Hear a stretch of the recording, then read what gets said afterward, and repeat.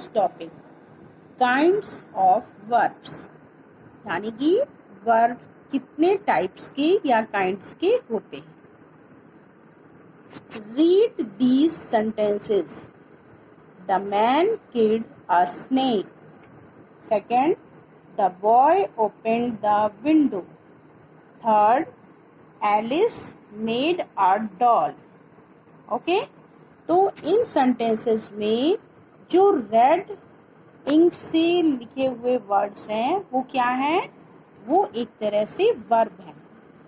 In these sentences the verb alone printed in colour type do not make complete sense. Something must be added to each to complete the sense, यानी कि जो ऊपर red colour से words दिए हुए हैं वो verb हैं, लेकिन वो अकेले अगर यूज़ होंगे तो वो ये नहीं बता रहे हैं कि अपने आप में एक कंप्लीट सेंस नहीं दे रहे हैं। जैसे कि एग्जाम्पल लेते हैं, व्हाट डिड द मैन किल। अब अगर इस सेंटेंस को लेते हैं तो इसमें क्वेश्चन बनता है व्हाट डिड द मैन किल, यानी कि आदमी ने किसको मारा। तो किसको मारा? स्नेक, उसने स्नेक को मारा। नेक्स्ट क्या है? What did the boy open. Boy ने क्या खोला? तो उसमें क्या था? The boy open the window, यानी जो लड़का था उसने विंडो को ओपन किया। Third, what did Alice make. Alice ने क्या बनाया? तो उसने क्या बनाया था? A doll. Alice made a doll, Alice ने डॉल बनाया। तो the words snake, window and doll are called the objects of the verb killed, opened and made।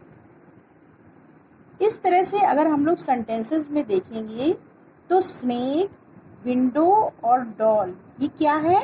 ये ऑब्जेक्ट है। और ये ऑब्जेक्ट कहाँ आया है? जब जो verb killed, open and made use किया गया है उसके बाद ऑब्जेक्ट के रूप में स्नेक, विंडो और डॉल को यूज किया गया है। तो इस तरह से देखेंगे, a verb which requires an object after it to complete its sense is called a transitive verb. इस तरह से देखेंगे कि जब एक वर्ब के लिए एक ऑब्जेक्ट जो होता है वो इम्पॉर्टेंट होता है और ऑब्जेक्ट के यूज करने के बाद उस सेंटेंस का जो सेंस होता है वो कंप्लीट हो जाता है, तो उसको हम लोग ट्रांजिटिव वर्ब कहते हैं। जैसे कि अगर हम लोग इसको देखें फर्स्ट सेंटेंस को, the man killed a snake. अब अगर हम लोग इसको इंट्रोगेटिव में यूज करेंगे कि आखिर वो मैन था उसने क्या मारा, तो जब हम लोगों को किसी भी सेंटेंस में व्हाट या हूम का आंसर मिलता है तो ऐसे सेंटेंसेस में जो वर्ब यूज होता है उसको हम लोग ट्रांजिटिव वर्ब कहते हैं, यानी कि वो वर्ब जो कि व्हाट या हूम ऐसे वर्ड्स का आंसर देते हैं, इन इंट्रोगेटिव वर्ड्स का आंसर देते हैं, उन वर्ड्स को हम लोग ट्रांजिटिव वर्ब कहते हैं। नेक्स्ट क्या है? Read these sentences. The man died, the girl smiled, the sun shines.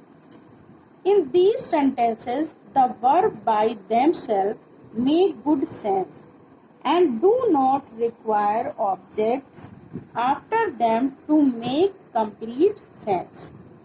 यानी कि जब वर्ब जो होते हैं ऐसे वर्ब जो कि अपने आप में ही एक कंप्लीट सेंस बनाते हैं और वो सेंटेंस को कंप्लीट कर देते हैं और उनको किसी भी ऑब्जेक्ट की ज़रूरत नहीं होती है, तो उसको हम लोग क्या कहते हैं? उसको हम लोग इंट्रांजिटिव वर्ब कहते हैं। A verb which does not require an object to complete its sense but make good sense by itself is called an intransitive verb. तो इस तरह से हम लोग देखेंगे कि वो वर्ब जिनको ऑब्जेक्ट की ज़रूरत नहीं होती है और वो अपने आप ही सेंटेंस में एक कंप्लीट सेंस को देते हैं, उन्हें हम लोग इंट्रांसिटिव वर्ब कहते हैं. There are some verbs which can be used both transitively and intransitively. Transitive. The boys fly kites. He runs a hotel. Mr. Moody opens the shop at 8.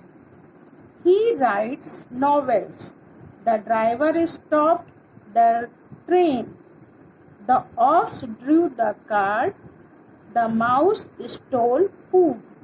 अब इसमें जितने भी रेड वर्ड्स हैं वो कौन से वर्ब हैं? वो ट्रांसिटिव वर्ब हैं, क्योंकि इनके लिए ऑब्जेक्ट दिए हुए हैं. तो इस कंडीशन में वो वर्ब्स जिनके लिए ऑब्जेक्ट दिए होते हैं या वो व्हाट और हूम जैसे इंट्रोगेटिव वर्ड्स के लिए आंसर देते हैं, उनको हम लोग ट्रांसिटिव वर्ब कहते हैं. और इंट्रांसिटिव वर्ब्स वो होते हैं जिनके लिए ऑब्जेक्ट जरूरी नहीं होता. Birds fly in the air.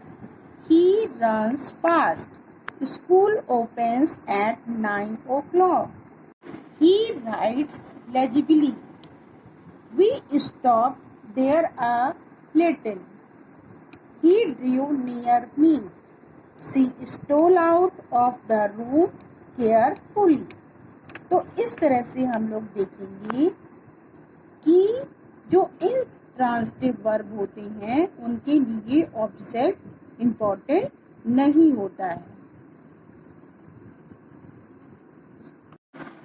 Okay students, तो इस तरह से जो वर्ब्स होते हैं वो टू काइंड्स के होते हैं, एक ट्रांसिटिव और एक इंट्रांसिटिव वर्ब्स. ट्रांसिटिव वर्ब्स के लिए ऑब्जेक्ट इम्पोर्टेंट होता है और इंट्रांसिटिव वर्ब के लिए ऑब्जेक्ट इम्पोर्टेंट नहीं होता.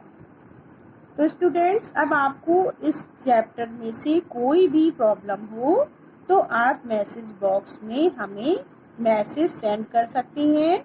और अगर आपको कोई भी टॉपिक या एक्सरसाइज नहीं समझ में आ रही है तो आप हमको मैसेज बॉक्स में मैसेज सेंड करके इन्फॉर्म कर सकते हैं.